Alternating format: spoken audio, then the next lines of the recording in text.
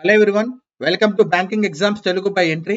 ఈ వీడియోలో మనం 2021 కి సంబంధించిన నోబెల్ ప్రైజ్ విన్నర్స్ గురించి క్లియర్ గా తెలుసుకుందాం. Nobel prize is considered as the most prestigious prize in the world. Prize is given in the field of total 6 fields. Total గా మనకి 6 ఫీల్డ్స్ లో అవార్డు అనేది ఇవ్వడం జరుగుతుంది. సో ఆ ఫీల్డ్స్ ఏంటంటే physics, chemistry, medicine, literature, economics and peace. Okay, so Nobel prizes అనేవి మనకి 1901 నుంచి స్టార్ట్ అవ్వడం జరిగింది. అవార్డు ఇవ్వడం అనేది మనకి 1901 నుంచి ఇవ్వడం జరుగుతుంది. Some of the facts related to Nobel Prize. Malala Yousafzai is the youngest Nobel laureate who got the Peace Prize in 2014 at the age of 17 years. Okay, so 2014 లో తనకి ఇవ్వడం జరిగింది. So she is the youngest till now. So ఎవరైతే Nobel లౌరేట్స్ ఉన్నారో వాళ్ళందరిలో youngest person వచ్చేసరికి మలాలా యూసఫ్జాయ్. 2014 లో తనకి నోబెల్ ప్రైజ్ అనేది రావడం జరిగింది in the field of peace. So peace field లో ఇవ్వడం జరిగింది. And the age of Malala Yousafzai at the time of Nobel prize is 17 years. So తనకి నోబెల్ ప్రైజ్ ఇచ్చినప్పుడు తన యొక్క ఏజ్ వచ్చేసరికి 17 ఇయర్స్. నెక్స్ట్ వచ్చేసరికి John B Goodenough. John B Goodenough కి మనకి నోబెల్ ప్రైజ్ అనేది కెమిస్ట్రీలో ఇవ్వడం జరిగింది ఇన్ 2019 లో కెమిస్ట్రీలో బహుకరించడం జరిగింది. అతని యొక్క ఏజ్ వచ్చేసరికి 97 ఇయర్స్. 2019 లో తన యొక్క ఏజ్ 97 ఇయర్స్. సో అప్పుడు చూసుకుంటే oldest recipient of Nobel prize వచ్చేసరికి John B Goodenough. So ఇక్కడ చూసుకుంటే యంగెస్ట్ వచ్చేసరికి మలాలా యూసఫ్జాయ్ అండ్ ఓల్డెస్ట్ వచ్చేసరికి జాన్ బి గుడ్ ఎనఫ్. ఇవి చాలా చాలా ఇంపార్టెంట్. నెక్స్ట్ వచ్చేసరికి మ్యారియర్ ఎసా. సో దీని గురించి ఇప్పుడు క్లియర్ గా తెలుసుకుందాం. సో తనకి ఫీజ్ ప్రైజ్ అనేది రావడం జరిగింది. సో దాని గురించి క్లియర్ గా డిస్కస్ చేసుకుందాం. సో ఎవరైతే టోటల్ గా మనకి 13 ప్రైజెస్ అనేవి ఇవ్వడం జరిగింది. సో 13 పర్సన్స్ కి ఈ 2021 లో నోబెల్ ప్రైజ్ అనేది ఇవ్వడం జరిగింది. సో 13 పర్సన్స్ లో the only woman is Maria Ressa. So total గా 13 మంది ఎవరైతే ఉన్నారో వాళ్ళందరిలో only the woman is Maria Ressa. Okay, so women గురించి మాట్లాడాం కాబట్టి so the important facts about Nobel prize related to women మనం చూసినట్టయితే Nobel prize has awarded to women 59 times. So చాలా చాలా ఇంపార్టెంట్, క్లియర్ గా చూడండి. The Nobel prize have awarded to women 59 times between 1901 to 2021 including Maria Ressa. Okay, including Maria Ressa ని కలిపితే total గా మనకి ఎప్పుడైతే నోబెల్ ప్రైజ్ స్టార్ట్ అయినాయో 1901 నుంచి 2021 వరకు టోటల్ గా 59 టైమ్స్. సో 59 ఉమెన్ కాదండి, 59 టైమ్స్ అవార్డు అనేది బహుకరించడం జరిగింది. ఓకే, 59 టైమ్స్ మాత్రమే. ఓకే, 59 ఉమెన్ కాదు. ఓకే, నెక్స్ట్ చూసుకుంటే important Marie Curie. Okay, so అందరికీ తెలుసు Marie Curie. Marie Curie is the only one women who has been honoured twice. So తనకి 2 టైమ్స్ అవార్డు అనేది బహుకరించడం జరిగింది. సో ఈ 59 టైమ్స్ లో మనకి టోటల్ గా మేరీ క్యూరీకి 2 టైమ్స్ రావడం జరిగింది. అంటే 1 టైం ఎక్స్ట్రాగా రావడం జరిగింది. సో ఆ 1 టైం తీసేస్తే టోటల్ గా ఎంతమంది ఉమెన్స్ కి నోబెల్ ప్రైజెస్ 1901 నుంచి 2021 కి వచ్చిందంటే మనం 58 ఉమెన్ కి రావడం జరిగిందని చెప్పి చెప్పాలి. బట్ ఇంక్లూడింగ్ మేరియా రెస్సా ట్వైస్ తనకి నోబెల్ ప్రైజ్ ఇవ్వడం జరిగింది కాబట్టి సో టోటల్ గా ఎన్నిసార్లు ఉమెన్ కి బహుకరించడం జరిగిందంటే అప్పుడు మనం 59 టైమ్స్ అని చెప్పి అక్కడ అటెంప్ట్ చేయాలన్నమాట. ఓకే, సో ఇది బాగా గుర్తుపెట్టుకోండి. ఎన్నిసార్లు ఇచ్చారంటే ఉమెన్ కి టోటల్ గా వచ్చేసరికి 59 టైమ్స్ ఇవ్వడం జరిగింది. ఓకే, ఎంత మందికి ఉమెన్ కి ఇచ్చారంటే 58 ఉమెన్ కి ఇవ్వడం జరిగింది. ఓకే, సో మేరీ క్యూరీ చూసుకుంటే టోటల్ గా the only women who has been honoured twice. So 2 times తను రిసీవ్ చేసుకోవడం జరిగింది నోబెల్ ప్రైజ్ ని. ఇన్ 1903 లో తనకి నోబెల్ ప్రైజ్ అనేది ఫిజిక్స్ లో రావడం జరిగింది. ఓకే, 1903 తర్వాత 8 ఇయర్స్ తర్వాత 1911 లో తనకి కెమిస్ట్రీలో ఇవ్వడం జరిగింది. ఓకే, ఫస్ట్ వచ్చేసరికి ఫిజిక్స్ లో ఇవ్వడం జరిగింది, తర్వాత కెమిస్ట్రీలో. ఫిజిక్స్ వచ్చేసరికి 1903, కెమిస్ట్రీ వచ్చేసరికి 1911. ఓకే, సో ఇవి చాలా చాలా ఇంపార్టెంట్. నెక్స్ట్ చూసుకుంటే సో తనకి 2 టైమ్స్ ఇచ్చారు కాబట్టి మనం ఆ 2 టైమ్స్ ని అక్కడ తీసేస్తే టోటల్ గా 58 ఉమెన్ కి టోటల్ గా నోబెల్ ప్రైజ్ అనేది ఇవ్వడం జరిగింది. Okay, so 58 women in total have been awarded Nobel prize between 1901 to 2021. Okay, so ఈ యొక్క పీరియడ్ లో నోబెల్ ప్రైజ్ టోటల్ గా 58 ఉమెన్ కి బహుకరించడం జరిగింది. ఇది చాలా చాలా ఇంపార్టెంట్, ఎందుకంటే వచ్చిన 13 అవార్డులలో okay, so the only woman is Maria Ressa in the field of peace. Peace prize అనేది ఇవ్వడం జరిగింది. నెక్స్ట్ చాలా చాలా ఇంపార్టెంట్ చూసుకుంటే ఇండియా. ఓకే. సో ఇండియాకి సంబంధించి the Indian Nobel prize winners most important. So చాలా మందికి రావడం జరిగింది. బట్ మోస్ట్ ఇంపార్టెంట్ మనం తెలుసుకున్నట్టయితే సో ఫస్ట్ ప్రైజ్ వచ్చేసరికి 1913లో రవీంద్రనాథ్ ఠాగూర్ లిటరేచర్ లో ఇవ్వడం జరిగింది. ఓకే. నెక్స్ట్ 2014లో కైలాష్ సత్యార్థికి ఇవ్వడం జరిగింది. ఎప్పుడైతే మలాలా యూసఫ్జాయ్కి ఇచ్చారో so Malala Yousafzai and also Kailash సత్యార్థికి సేమ్ ఫీజ్ ప్రైజ్ అనేది ఇవ్వడం జరిగింది. సో ఇక్కడ క్లియర్ గా చూసుకుంటే ఇవి చాలా చాలా ఇంపార్టెంట్ అని మనం ఎందుకు అంటున్నాం అంటే సో ఇక్కడ చూడండి క్లియర్ గా కైలాష్ సత్యార్థి గురించి 2014లో ఫీజ్ ప్రైజ్ అనేది రావడం జరిగింది, నోబెల్ ప్రైజ్. ఓకే. సో మనకి ఆల్రెడీ ఒక 7 years కంప్లీట్ అయిపోయింది. బట్ ఎస్బీఐ క్లర్క్ మెయిన్స్ ఏదైతే 2021 అక్టోబర్ 1న జరిగిన ఎగ్జామ్ ఏదైతే ఉందో సో దానిలో క్లియర్ గా అడగడం జరిగింది. సో కైలాష్ సత్యార్థికి ఫీజ్ ప్రైజ్ అనేది రావడం జరిగింది in which of the following year అని చెప్పి అడిగారు. సో ఏ ఇయర్ లో వచ్చిందని చెప్పి 2014, 2015, 2016 సో దగ్గర ఇవ్వడం జరిగింది. ఓకే. సో ఈ విధంగా అడగడం జరుగుతుంది. సో మేబీ ఇప్పుడు ఏవైతే ఎగ్జామ్స్ ఉన్నాయో ఈ ఫ్యూచర్ ఎగ్జామ్స్ లో కూడా మనకి మేబీ ఈ విధంగా అడిగే ఛాన్స్ ఉంది కాబట్టి సో ద ఇంపార్టెంట్ వచ్చేసరికి ఆల్రెడీ కైలాష్ సత్యార్థి గురించి మనకి క్లియర్ గా మనకి ఆల్రెడీ ఈ క్వశ్చన్ అడగడం జరిగింది కాబట్టి so next we can expect Abhijit Banerjee గురించి వచ్చే అవకాశం అనేది ఉందన్నమాట ఎక్కువ శాతం. ఎందుకంటే 2014లో కైలాష్ సత్యార్థికి వస్తే ఈ మధ్యలో క్వశ్చన్ అడగడం జరిగింది. ఓకే. సో 2019 అంటే ఒక 2 years బ్యాక్ అభిజిత్ బెనర్జీకి ఎకనామిక్స్ లో రావడం జరిగింది కాబట్టి ఇది బాగా గుర్తుపెట్టుకోండి. సో రీసెంట్ వచ్చేసరికి Abhijit Banerjee economics Indian latest Indian laureate. Okay. So ఎవరైతే అభిజిత్ బెనర్జీ ఉన్నాడో తనకి ఎకనామిక్స్ లో నోబెల్ ప్రైజ్ అనేది రావడం జరిగింది ఇన్ 2019. ఇది బాగా గుర్తుపెట్టుకోవాలి. నెక్స్ట్ 2021 కి సంబంధించి టోటల్ గా 6 ఫీల్డ్స్ గురించి మనం ఇప్పుడు క్లియర్ గా తెలుసుకుందాం. సో ఫస్ట్ వచ్చేసరికి the prize announced in the field of medicine. So medicine లో మనకి October 4న అనౌన్స్ చేయడం జరిగింది. 2 American scientists David Julius and Adam Patapoutian. Okay. Adam Patapoutian మీకు ఏదైతే ఆ లాంగ్వేజ్ లో అర్థమవుతుందో సో అదే లాంగ్వేజ్ లో మీరు గుర్తు పెట్టుకోండి. ఓకే. సో కన్ఫ్యూజ్ అవ్వాల్సిన పని అయితే లేదు. కొంచెం టైం తీసుకుంటే మనకి క్లియర్ గా ఆ వర్డ్స్ అనేవి గుర్తుంటాయి. సో చూడండి మెడిసిన్ లో 2 members కి రావడం జరిగింది. The first one is David Julius, next one is Adam Patapoutian. Okay. So jointly won the 2021 Nobel prize in the field of medicine అంటారు ఆర్ఎల్స్ ఫిజియాలజీ అని కూడా అనడం జరుగుతుంది. సో టోటల్ గా 2 members they are David Julius and Adam Patapoutian. Okay. So total గా వాళ్ళకి ఎంత praise ఇస్తారంటే 10 million స్వీడిష్ క్రోనర్ అనేది ఇవ్వడం జరుగుతుంది. సో ఏ ఫీల్డ్ లో వాళ్ళకి మెడిసిన్ లో ఇచ్చారు కదా so they have been honoured for the discovery of receptors in the skin that sense temperature and touch and could pave the way for new painkillers. So దీని గురించి వాళ్ళకి బహుకరించడం జరిగింది. So main గా మనం ఇక్కడ గుర్తుపెట్టుకోవాల్సి వచ్చేసి ఎవరైతే ఎవరైతే విన్నర్స్ ఉన్నారో సో వాళ్ళ యొక్క నేమ్ అనేది మనం కంపల్సరీ గుర్తుపెట్టుకోవాలి. Okay. So David Julius and Adam Patapoutian in the field of medicine. Okay. So అది బాగా గుర్తుపెట్టుకోవాలి. తర్వాత ప్రైజ్ అమౌంట్ ఏంటంటే 10 million అనేది ఇవ్వడం జరుగుతుంది Swedish kronor. Okay. So this is about Nobel prize in the field of medicine or physiology. Next వచ్చేసరికి the Nobel prize in physics. So physics లో వచ్చేసరికి టోటల్ గా 3 members కి ఇవ్వడం జరిగింది. So the award was announced on October 5th award అనేది announce చేయడం జరిగింది.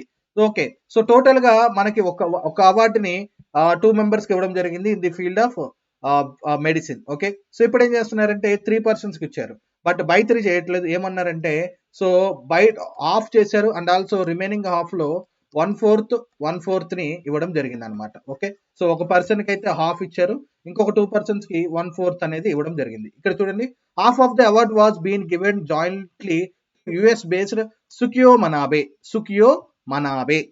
ఓకే. బాగా గుర్తుపెట్టుకొని సుకియో మనాబే. నెక్స్ట్ సుకియో మనాబే ఎక్కడి నుంచి అంటే జపాన్ నుండి. ఓకే. నెక్స్ట్ క్లాస్ హసెల్మన్ లేదా క్లూస్ హసెల్మన్. సో వీళ్ళిద్దరికీ కలిపి కూడా అంటే ఈ సుకియో మనాబే అండ్ ఆల్సో క్లూస్ హసెల్మన్ వీళ్ళిద్దరికీ కలిపి కూడా టోటల్ గా హాఫ్ ఆఫ్ ది ప్రైజ్ ఇవ్వడం జరిగింది. ఓకే.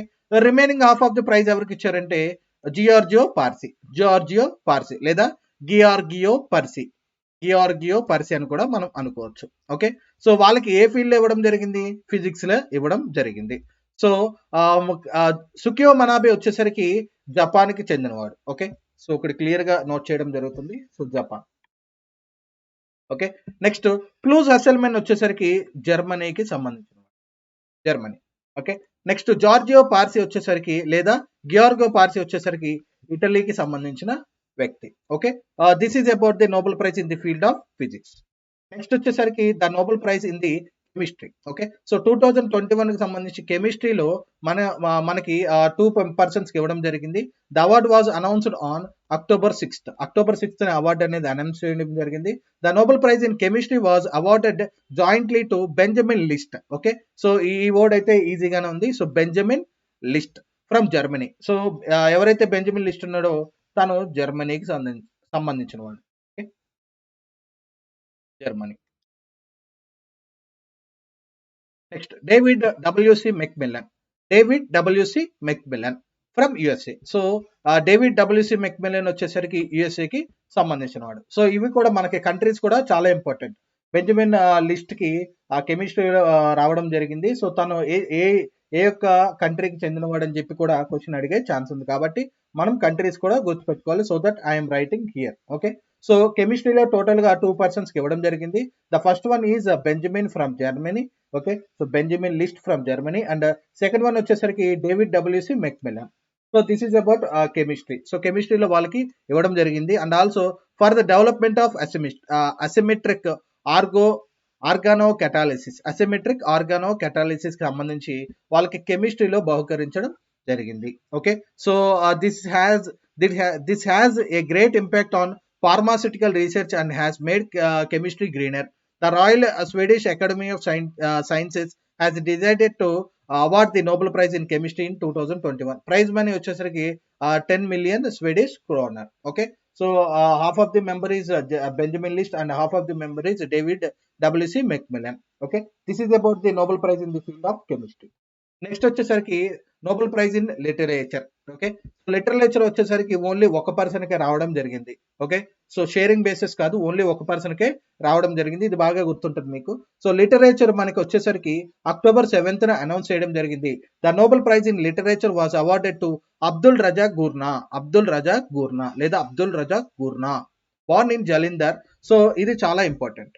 సో తన పుట్టింది మాత్రం జంజీబర్ లో. ఓకే, బట్ తను యాక్టివ్ గా ఉన్నది మాత్రం ప్రెసెంట్ ఇంగ్లాండ్ లో యాక్టివ్ గా ఉన్నాడు. ఓకే, సో తనకి ఆ లిటరేచర్ లో రావడం జరిగింది. Okay, so he taught English literature at university of Kent లో తను ఇంగ్లీష్ బోధిస్తూ ఉంటాడు. Okay, in UK. Prize amount వచ్చేసరికి 10 million. ఓకే, సో బాగా గుర్తుపెట్టుకోండి, అబ్దుల్ రజాక్ గూర్నార్. సో తను పుట్టింది జంజీబర్ లో అయినా కూడా ఇప్పుడు యాక్టివ్ లో ఉంది మాత్రం ఇంగ్లాండ్. రెండు గుర్తుపెట్టుకోండి. So born in Zanzibar and living in England. Okay, so Abdulrazak Gurnah in the field of literature లో తనకి రావడం జరిగింది. Next the Nobel prize in the field of peace లో నోబెల్ ప్రైజ్ మనకి 2 పర్సన్స్ కి ఇవ్వడం జరిగింది. ఇందులో వచ్చేసరికి the woman. Okay, so already మనం డిస్కస్ చేసుకున్నాం ఉమెన్ కి రావడం జరిగిందని. టోటల్ గా 13 పర్సన్స్ లో the only woman is Maria Ressa. So Maria రెస్సాతో పాటు డిమిట్రీ మొరటోవ్ కూడా పీస్ ప్రైజ్ అనేది రావడం జరిగింది. So the prize was announced on October 8th prize అనేది అనౌన్స్ చేయడం జరిగింది. సో ఫస్ట్ పర్సన్ వచ్చేసరికి Maria Ressa from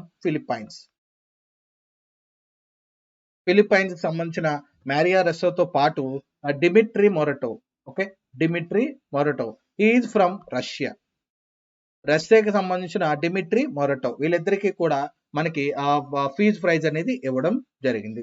so amount prize వచ్చేసరికి యాజ్ యూజువల్ గా 10 million Swedish kroner. Okay, so for their efforts to safeguard freedom of expression which is a precondition for democracy and lasting peace. Okay, మనం బాగా గుర్తుపెట్టుకోవాల్సింది ఏ field లో ఇవ్వడం జరిగింది. So fees praise ఇవ్వడం జరిగింది ఎవరెవరికి? Maria Ressa and Dmitry Muratov. So Maria Ressa ఎక్కడికి సంబంధించిన వారు?